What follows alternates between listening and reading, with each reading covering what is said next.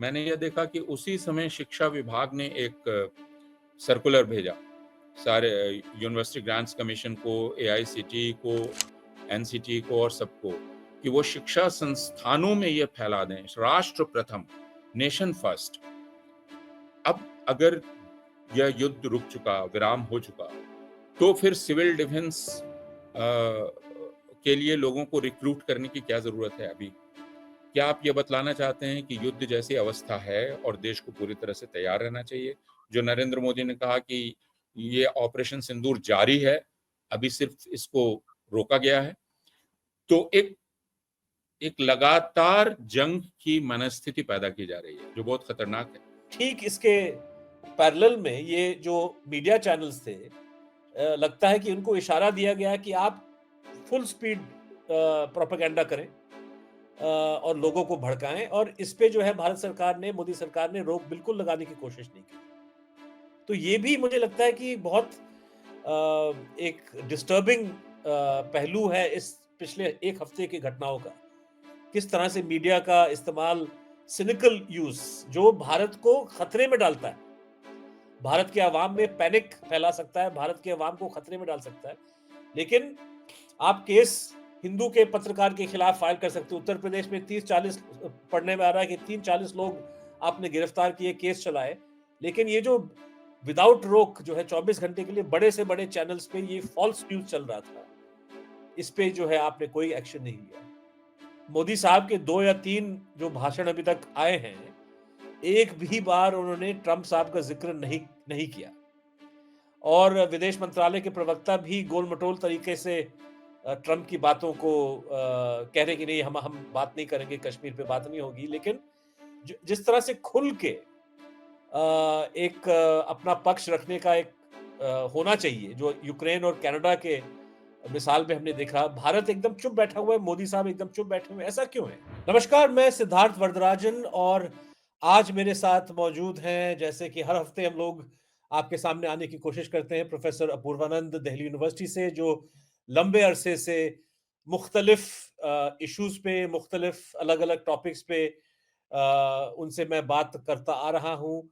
और आज हम बात करेंगे उनसे ये जो युद्ध विराम अभी घोषित किया गया है, इंडिया पाकिस्तान सीज फायर अब 48 घंटे से ऊपर होने वाले हैं, और एक तरह से तमाम जो बायलैटरल फ्रंट पे जो घटनाएं घटी हैं, इस पे हम चर्चा करेंगे। लेकिन मैं शुरू करना चाहूंगा अपूर्वानंद आपसे, एक बुनियादी सवाल मैं आपसे पूछना चाहूंगा कि पिछले 24 घंटे में हिंदुस्तान के अंदर एक विवाद चल रहा है, सुप्रीम कोर्ट में ये बात पहुंच गई है, हाई कोर्ट में, high court, Madhya Pradesh high court ने भी इसमें इसका एक तरह से नोटिस लिया, बड़े सख्त लफ्जों में एक बीजेपी मिनिस्टर के खिलाफ उनकी टिप्पणी रही है। बीजेपी के एक मंत्री मध्य प्रदेश में, उन्होंने कर्नल सोफिया कुरैशी, जो रक्षा मंत्री और भारतीय फौज की प्रवक्ता हैं, और जिनको कंटिन्यूसली दर्शकों ने औपचारिक ऑफिशियल सरकारी प्रेस कॉन्फ्रेंस में देखा, कर्नल कुरैशी का के बारे में इस मंत्री महोदय ने कहा कि ये तो दहशतगर्दियों की बहन है, ये आतंकवादियों की बहन है, और बाद में कहने लगा कि नहीं नहीं, मेरा वो मतलब नहीं था। इस विवाद को आप कैसे देखते हैं? इन शब्दों का जो प्रयोग उस मंत्री ने किया, कोर्ट की टिप्पणी, और जो है भारतीय जनता पार्टी जिसके सदस्य ये साहब हैं, पार्टी का जो की प्रतिक्रिया, इस तमाम चीजों को आप किस नजर से देखते हैं? बहुत शुक्रिया सिद्धार्थ।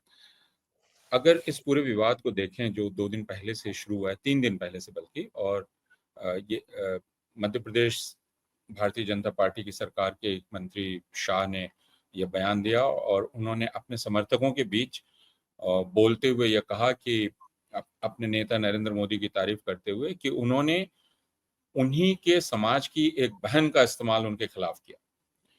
उन्हीं यानी दहशतगर्द, उन्हीं के समाज की एक बहन का, और इस बात को 3 बार 3 तरीके से उन्होंने कहा। कहा कि वो उनके पैंट उतार के नहीं देख सकते थे, इसलिए उनकी बहन को भेज दिया उनके पास। तो यानी वह कोई जिसको ज़बान फिसलना कहते हैं, वो ज़बान फिसली नहीं थी, क्योंकि 3 बार 3 तरीकों से उन्होंने इस बात को लोगों के सामने रखा। और ये काफ़ी घृणित था लेकिन इसके पीछे जो भारतीय जनता पार्टी की विचारधारा है लंबे समय से, वो काम कर रही है। अ, आपने जैसा कहा कि कर्नल सोफिया कुरैशी लगातार दुनिया के सामने भारतीय फौज और रक्षा मंत्रालय के प्रवक्ता के रूप में सामने आई, और उस वक्त इसकी बहुत तारीफ हुई और यह कहा गया कि यह भारत की धर्मनिरपेक्ष छवि को प्रदर्शित करता है। लेकिन इससे भारतीय जनता पार्टी के समर्थकों में एक बेचैनी भी हुई कि अभी तक तो वो ये समझ रहे थे कि 10 वर्षों में भारत हिंदू राष्ट्र बन गया है, तो फिर ये सोफिया कुरैशी को लाने की मजबूरी क्या थी? क्या अभी भी हम विचारधारात्मक रूप से हिंदू राष्ट्र नहीं हुए हैं और अभी भी क्या हम कमज़ोर हैं? ये क्यों किया गया? और मंत्री शाह ने इसकी व्याख्या की कि देखिए, हमने उन्हीं की औरत का इस्तेमाल उनके खिलाफ किया है। और ये एक बहुत पुराना ट्रोप है जो आरएसएस, सावरकर और ये सारे लोग करते हैं। वो ये कि हम जिस पक्ष को अपमानित करना चाहते हैं, हम उसको उसकी औरत के ज़रिए अपमानित करने की कोशिश करते हैं। तो यह 2 चीज़ें उन्होंने करने की कोशिश की कि ये धर्मनिरपेक्ष कोई कदम नहीं था, बल्कि हमारी चालाकी थी। हुँ। हमने चालाकी की कि उन्हीं के समाज की एक औरत को लाकर हमने उनको बेइज़्ज़त किया या उनको हराने की कोशिश की। अ, तो ये बहुत साफ था और ये इसलिए भी था, और इस पर हम आगे बात कर सकते हैं कि भारतीय जनता पार्टी का जो समर्थक आधार है, उसमें काफ़ी बेचैनी है अभी, जिसे आप युद्ध विराम कह रहे थे, उस युद्ध विराम को लेकर या टकराव जो रोका गया अचानक, उसको लेकर। और वे समझ नहीं पा रहे हैं कि ये क्यों किया गया, क्योंकि उसके ठीक पहले तक तो वादा किया जा रहा था कि पाकिस्तान को फ़तह कर लिया जाएगा। तो इससे भी इसका एक रिश्ता है।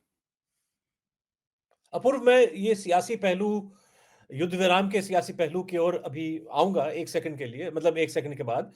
लेकिन इसी बात कर्नल कुरैशी वाला किस्से को आगे बढ़ाते हुए ये बताइए कि ये जो मंत्री महोदय हैं, अ, सुप्रीम कोर्ट, हाई कोर्ट ने पहले कहा कि इन पे केस दर्ज किया होना जाए। चाहिए। और मोदी जी ने उनकी बहन को उनकी ऐसी की तैसी करने हमारे जहाज से उनके घर आए। और पहले तो सरकारी वकीलों का कोर्ट में कहना था कि ये तो सिर्फ आप अखबारों के बयान के मुताबिक चल रहे हैं। तो जज साहब ने फौरी तौर पे कहा कि भई हम वीडियो भी देख चुके हैं, क्या हम वीडियो भी पेश करें आपके सामने? और उन्होंने आदेश दिया कि या तो आप केस को दर्ज कीजिएगा, नहीं तो या आप अपील में जाके सुप्रीम कोर्ट में मेरे ऑर्डर को खारिज कराइए, लेकिन अगली सुनवाई तक क्या कार्रवाई की गई है, ये मुझे आप बताइए। और उसके बाद जो है केस एक तरह से दर्ज किया गया, लेकिन इस केस में कोई वज़न नहीं है, ऐसे लग रहा है। और ना ही भारतीय जनता पार्टी जो मंत्री महोदय का पार्टी है, और अगर हम ये 1 सेकंड के लिए मान भी लें, चलिए कि ज़ुबान इनकी नहीं फिसली, इस मान लें कि ये एक अकेला शख्स है जिन्होंने ऐसी घिनौनी बात रखने की ज़रूरत की, तो कम से कम पार्टी इससे एक तरह से एक डिस्टेंस रखे, इसकी आलोचना करे, उसको सस्पेंड करे, कुछ भी हो। लेकिन पार्टी की ओर से भी शायद कुछ अभी तक प्रतिक्रिया नहीं आई है। 2 बात है।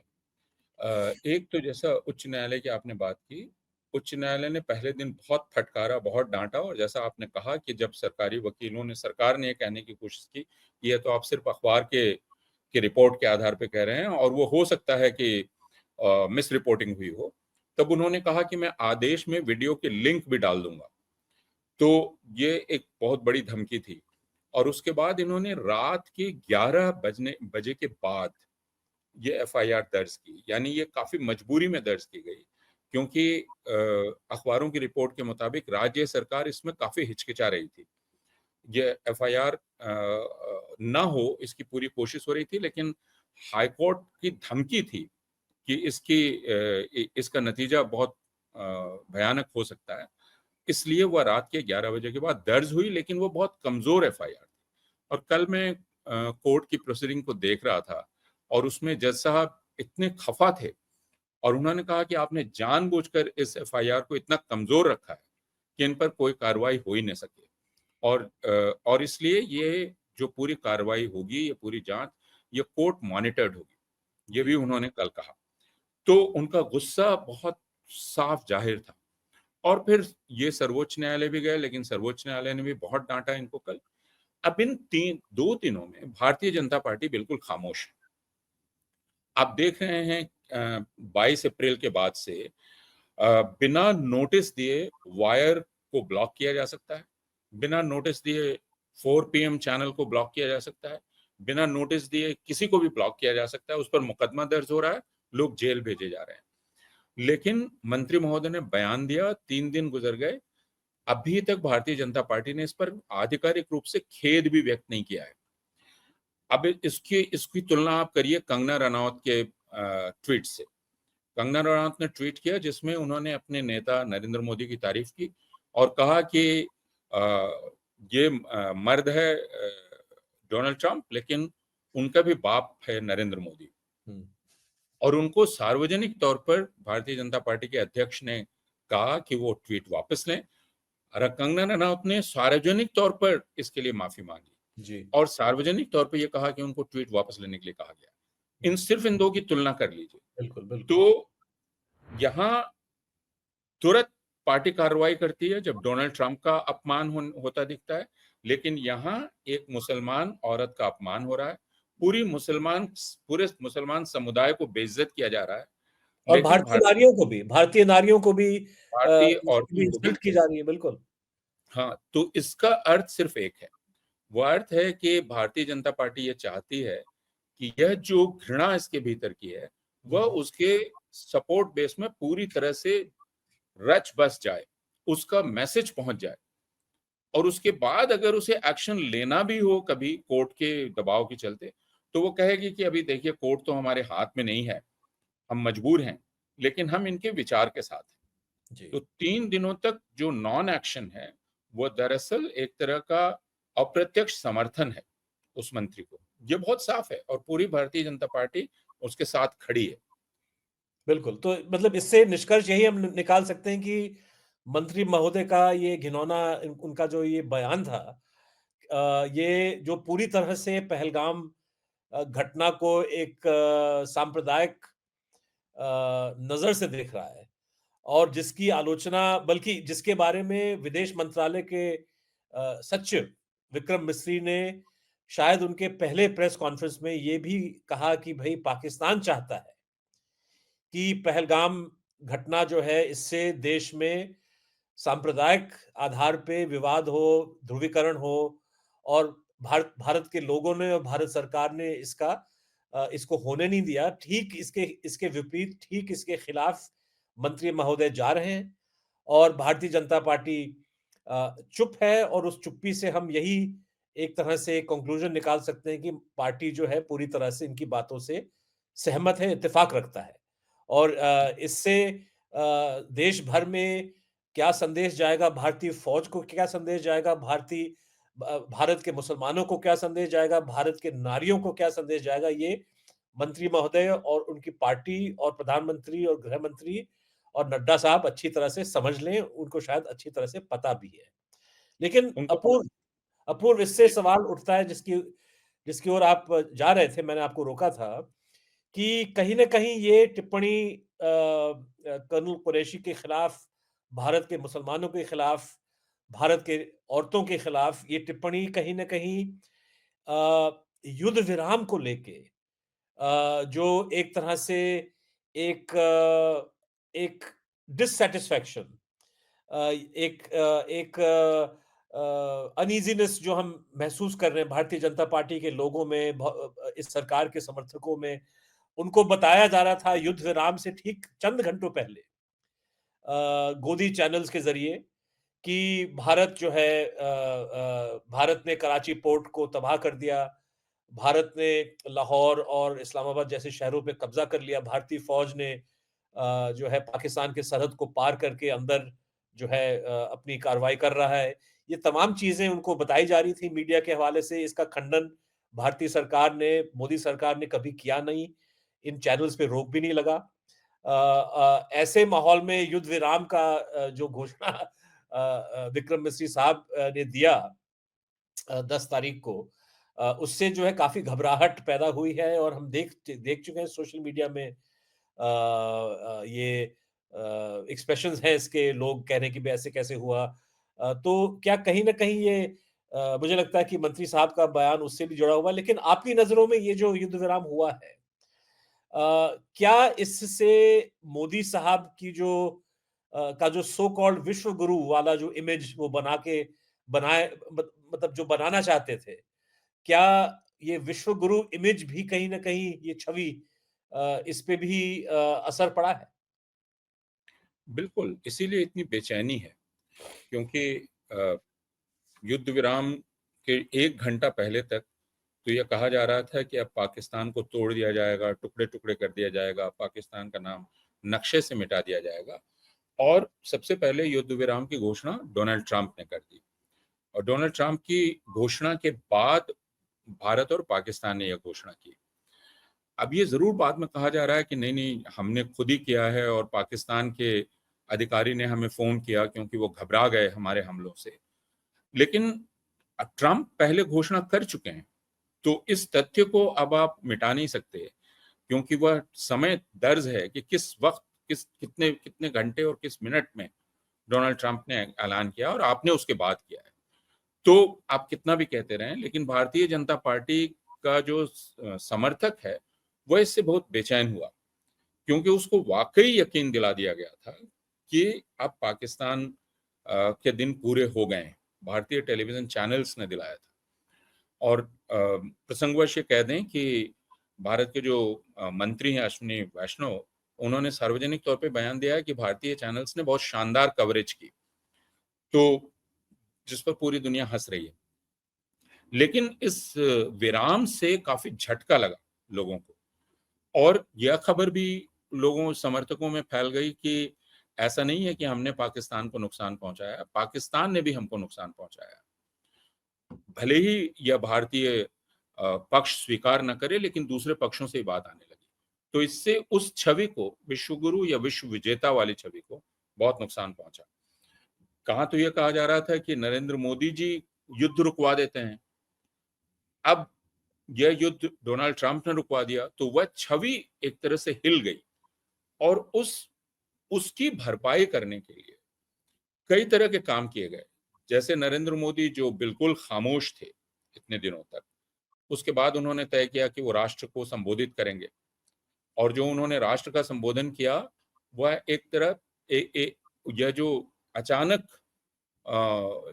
गिर गया था लोगों का उत्साह, फिर से उन्होंने वह इंजेक्शन देने की कोशिश की, उग्रता की। इसलिए उनका पूरा भाषण काफ़ी उग्र भाषण है और खतरनाक भाषण भी है। लेकिन वो एक मंशा से दिया गया है कि सीज़ फायर के बाद या युद्ध विराम के बाद जो उनकी जनता हतोत्साह हो गई है, जी। उसमें फिर से उत्साह किसी तरह से भरा जाए, उसमें उन्माद भरा जाए।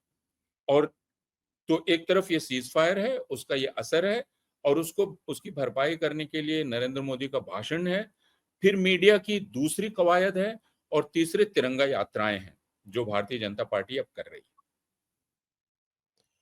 तिरंगा यात्रा में देखा जा रहा है कि हालाँकि इसमें भारतीय फ़ौज, भारतीय वायुसेना, भारतीय नौसेना के सिंबल्स एक पोस्टर में मैंने देखा कि औपचारिक जो है इन सर्विसेज़ के सिंबल्स यूज़ किए जा रहे हैं।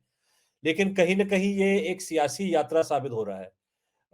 हालाँकि अ, एक पॉलिटिकल रैली में पॉलिटिकल यात्रा, हालाँकि इसमें राष्ट्रीय उद्देश्य क्यों ना हो, हर पार्टी जो है कहता है कि मैं तिरंगा के लिए ये कर रहा हूँ, राष्ट्रीय एकता के लिए ये कर रहा हूँ। लेकिन अगर वो आपका पार्टी प्रोग्राम है, तो उस पार्टी प्रोग्राम से जो चिन्ह हैं, भारतीय स्टेट के, भारतीय अलग मुख्तलिफ जो हमारे सर्विसेज़ हैं, उनको इससे अलग रखना ज़रूरी समझा गया है इन द पास्ट।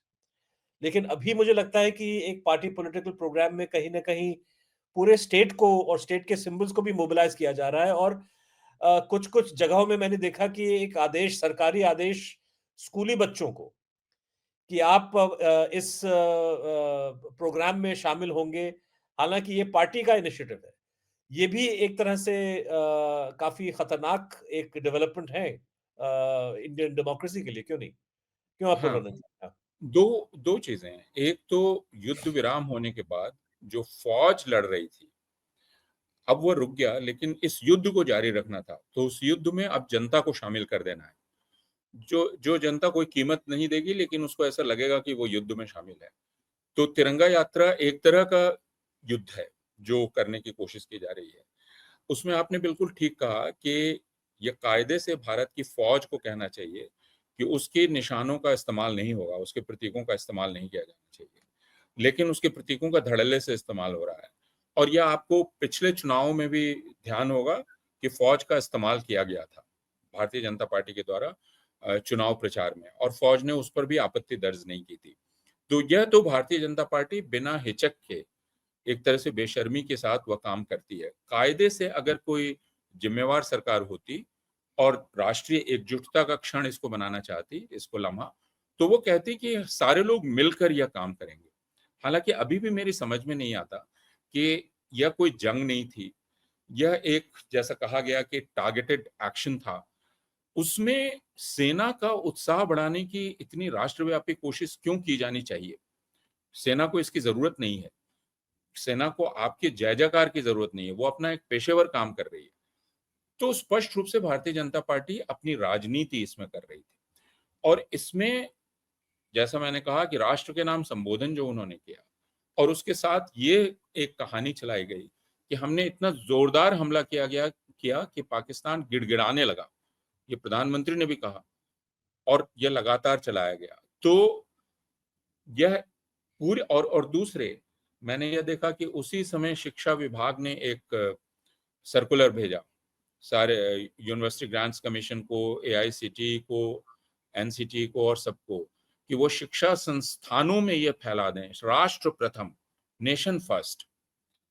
अब अगर यह युद्ध रुक चुका, विराम हो चुका, तो फिर सिविल डिफेंस के लिए लोगों को रिक्रूट करने की क्या जरूरत है अभी? क्या आप ये बतलाना चाहते हैं कि युद्ध जैसी अवस्था है और देश को पूरी तरह से तैयार रहना चाहिए? जो नरेंद्र मोदी ने कहा कि ये ऑपरेशन सिंदूर जारी है, अभी सिर्फ इसको रोका गया है।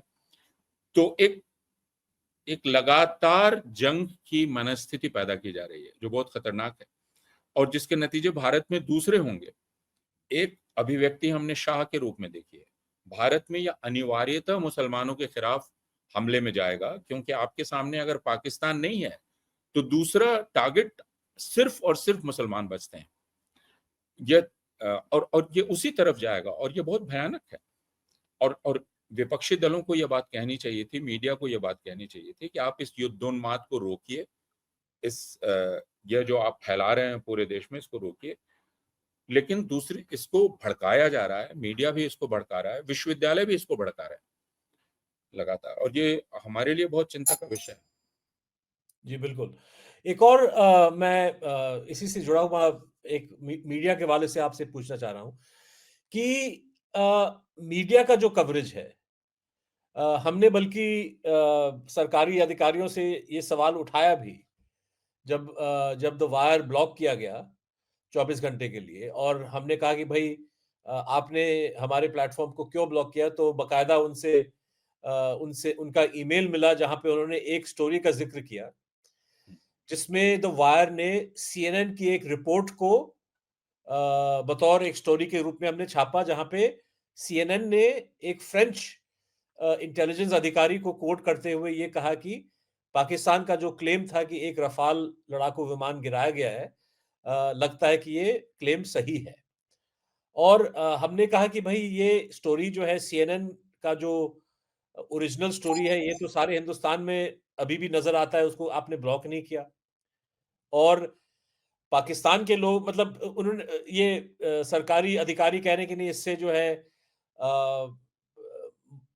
मनोबल हमारा जो है गिर जाएगा इस खबर से। मैंने कहा देखिए, मनोबल सारे, मतलब पाकिस्तान क्लेम कर रहा है, और आज तक भारतीय सरकार ने, भारत के वायुसेना ने इस बात का खंडन नहीं किया। अगर ये खबर गलत है तो आप इसको डिनाई करें, लेकिन डिनायल आपने दिया नहीं।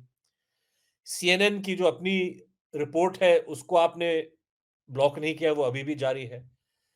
तो ये कहना कि वायर में अगर कुछ छप जाए तो इससे किसी का मनोबल गिर जाए, और इससे कोई अनसर्टेनिटी या मिलिट्री ऑपरेशन पे कोई इफेक्ट पड़ेगा, वो हमको, मैंने कहा ये बात गले से नहीं उतरती, स्पेशली ऐसे सिचुएशन में जहां पे आपने उन चैनल्स पे रोक लगाने की कोशिश नहीं की जिन्होंने 24 घंटे कंटिन्यूअसली फेक न्यूज फैलाया। और इतना खतरनाक fake news, Apoorv, not only ये फेक न्यूज, हम इसकी आलोचना सिर्फ इसलिए नहीं कर रहे क्योंकि ये गलत खबर, गलत न्यूज थी, लेकिन जब आप कह रहे हैं कि भारतीय नौसेना ने कराची पे फायरिंग शुरू कर दी है, जब आपने ये चला दिया कि भाई नौसेना ने कराची पोर्ट को, बंदरगाह को तबाह कर दिया, जब आप ये न्यूज चला रहे हैं कि भारतीय बॉम्बिंग की वजह से पाकिस्तान के अंदर रेडिएशन लीक हो चुका है, मतलब ये तो डिस्टेबलाइजिंग फेक न्यूज है।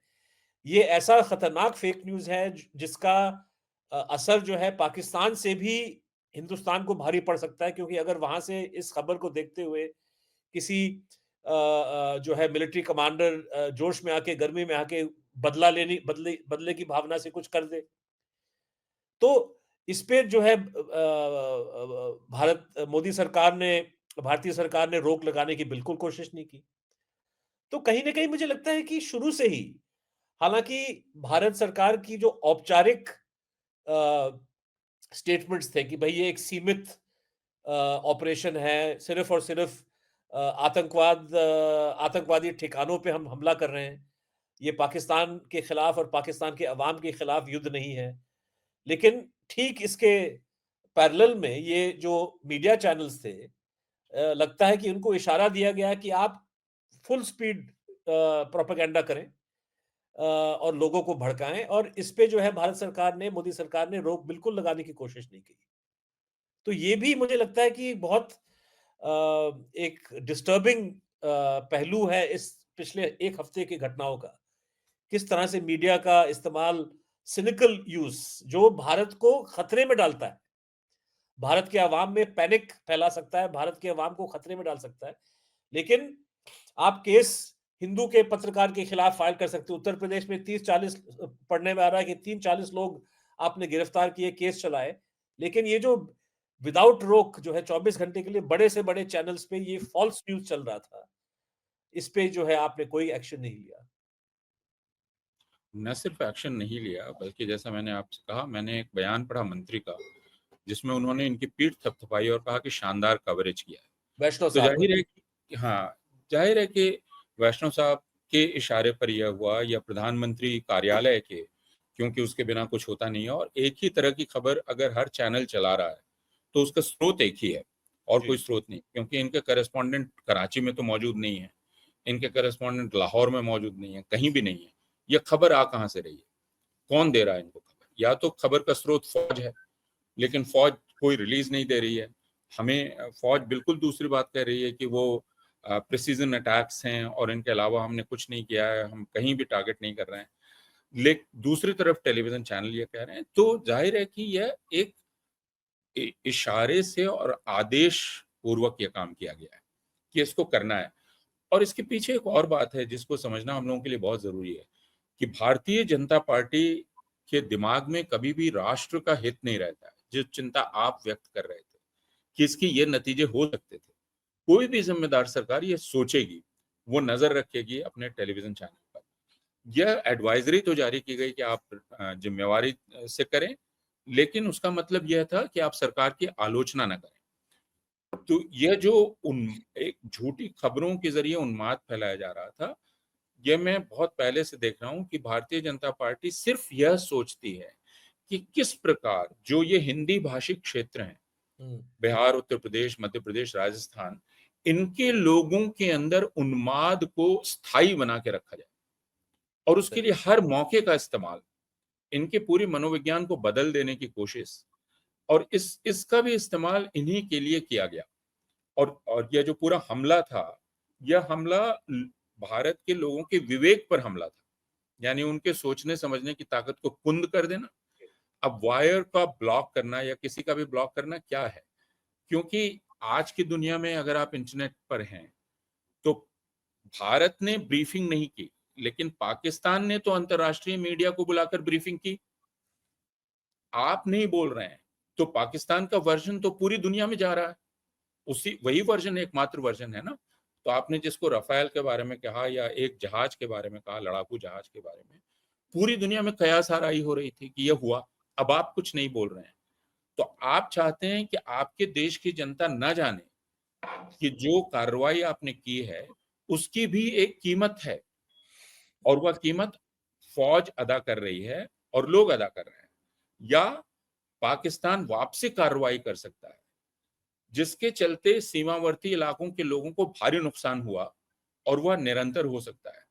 अब इसकी चिंता भी भारतीय जनता पार्टी को नहीं है।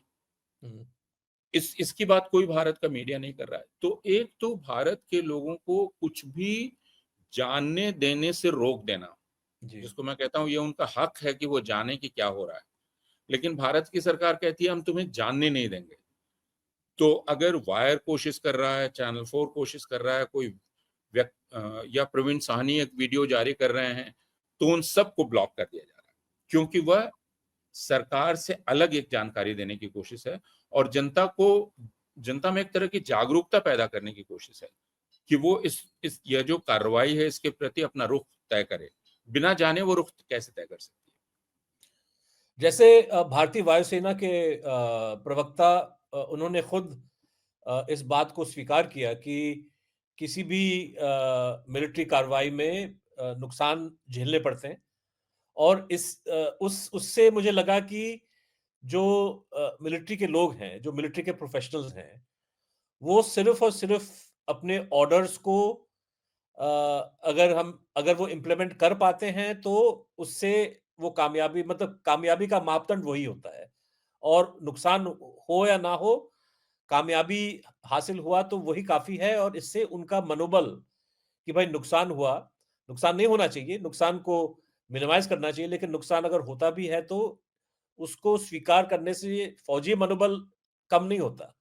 लेकिन पॉलिटिकल मनोबल अगर आपने एक इर्रेस्पॉन्सिबल तरीके से पब्लिक को एक बात बताने की कोशिश की और वो बात गलत साबित हो रही है, तो ज़ाहिर है कि अगर फैक्ट्स निकल के आ जाएँ, तो आपकी जो अपनी कहानी है, जो आप जिसको गाड़ना चाह रहे थे, वो गलत साबित होगी और इससे जो है आपके कार्यकर्ताओं को, आपके नेताओं का मनोबल हो सकता है कि वो कम हो जाए।